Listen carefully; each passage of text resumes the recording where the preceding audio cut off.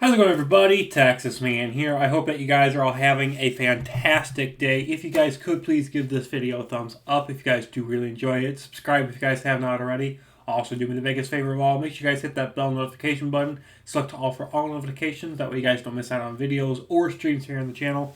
And as always, we're going to be talking positives and negatives, talking about Troy from 2004. Obviously, as you guys can tell, I do have the Blu-ray version, and this is the special director's cut version, which I will strongly recommend that you guys watch this version over the TV version slash theatrical release, because I think the director's cut is amazing. And I have never ever seen this movie from start to finish. I've seen clips of it online. I've seen parts of it on TV. I never watched it when it was released in movie theaters. And so me and a friend of mine, we ended up watching the director's cut recently. And he had seen the original version, the just normal theatrical slash television version that is constantly being rerun. But I've never seen the director's cut, so it was kind of cool for me and my friend to both watch this director's cut. And to him, it felt like a almost completely different movie. Like it kept the exact same, major plot lines, major character moments, and such. But it did add a lot more carnage, a lot more violence. It offered better action. It offered better conclusions to a lot of plots. It also, unfortunately, added in more sex scenes that kind of really don't add anything into the film. The film is rated R, and it definitely earns its rated R rating. There is a lot of violence, and it's historical accurate for the time period. So for that, I'm happy that it doesn't hold back on the violence scale because of the time period that this film takes place in. I'm happy that they're like, we're going to make a historical war-like film, and we're going to make it PG. It's like, why bother making the movie in the first place? With the sex scenes, I think there's like 3 of them. You can fast forward through them because they don't have anything meaningful in terms of character development or character dialogue. So when you get to them, just skip them. And they're like 15, 30 seconds long. They're very short, and they're very just pointless. The film is based on both a book and it also is based on real life events. And this film tells the battles of the 2 kingdoms of Troy and Sparta. The film's cast does an amazing job in their roles, including Brad Pitt, Orlando Bloom, Sean Bean, Brian Cox, and Brendan Gleeson. Okay, cat just knocked over something. Good job, Ruby. I apologize for that little loud thump in the back.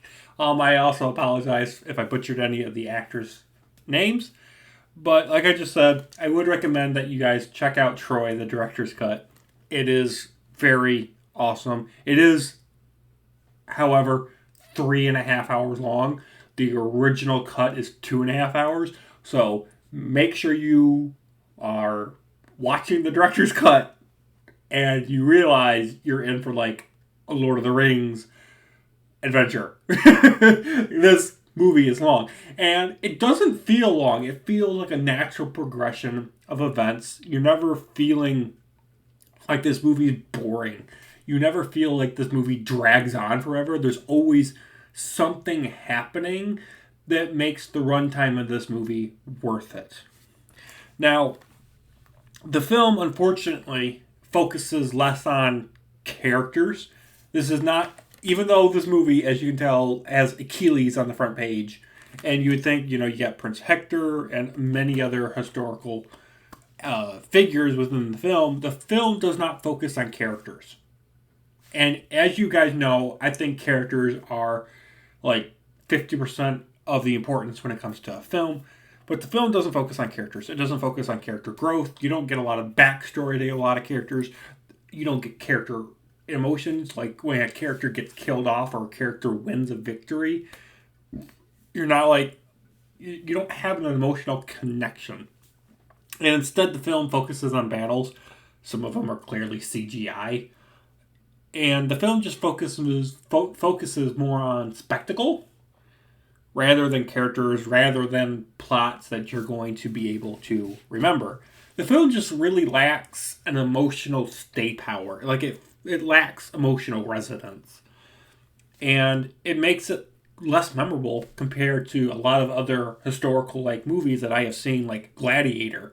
Like when I finished watching Troy, even though the film was 3.5 hours long, I didn't feel like I was like, oh, I'm so excited to rewatch this next week. I can watch Gladiator and be like, let's rewatch that. I can watch the Lord of the Rings films or the Hobbit films, extended edition, of course, and be like, I want to rewatch those. So the length isn't the problem. The problem is I just don't have a emotional connection to these characters. Like, yeah, they go through some really intense shit in this film, but I'm not like I'm really excited to rewatch this movie. I just don't have that connection when it comes to this film. Like, obviously, I'll rewatch it, but it's going to be one of those movies that I watch like once a year just to say, hey, yeah, I've seen it before. Nice time rewatching it again. It's a decent film. Don't get me wrong on that, but I'm not like gung ho excited to rewatch it super fast. Like I said, this film also has a lot of realistic violence. It adds to the historical realism of the time period that the war takes place. There is a lot of gigantic plot holes in this movie. The biggest one happens towards the end of the film, and it's part of the original cut, so my friend says. It's this gigantic plot hole that happens towards the end of the film where Troy's king ends up getting past all of the Greek army and the Greek army patrols at nighttime to acquire his son's dead body, Protector, that gets killed by Achilles. The film's explanation is so dumb. In my book, it doesn't count as an explanation as to how Troy's king is able to get past an entire wall of Greek soldiers and roaming patrols at night. The film's explanation for this gigantic plot hole for how he's able to get past all of them to Achilles' tent, which is literally on the water. It's literally right next to the ocean. The film's explanation is that the king says, I know these lands. I was born in them. I'm the king. I know how to get to where I need to go without being seen. That doesn't explain anything. It's just, he just shows up in Achilles' tent, and I'm just like, how did you get there? There's no explanation. There's no logic behind it whatsoever. Gigantic plot hole. And it doesn't even show when he ends up getting Protector's body and Protector's cousin. It doesn't even show them leaving properly from the Greek army's, position all the way back to the city of Troy. I just like, there's some really bad editing cuts and some lack of intelligent showing and telling of how characters get where. I also want to explain the fact that this film, while it is trying to follow a lot of historical events that take place, the film feels like the Trojan War took place in like a week.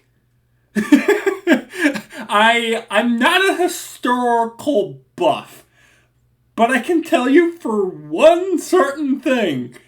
The Trojan War lasted years. It took them years to come up with the whole Trojan horse idea. So, I mean, this film is 2.5/3.5 hours long. Why is it that this film could not acknowledge that the Trojan War lasted more than like 6-7 days? Because it doesn't feel like that in the movie. It feels like a week. So that's a big problem. And then lastly, I want to acknowledge the fact that the ending, while it is good enough for the fact that we see the Trojan horse, we see the destruction of Troy from the Greek army, the ending doesn't feel satisfying. And what I mean by that is we don't really get a proper conclusion to a lot of the characters that survive the siege and destruction of Troy. We don't get a lot of good conclusion to plots. The film doesn't give us a quick what happened next to the characters, whether that's in text form or voiceover form.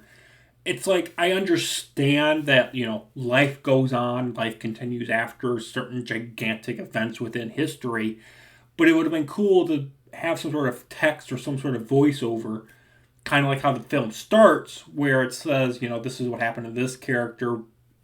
And you can summarize in like 2-3 sentences for each character that survived the destruction of Troy.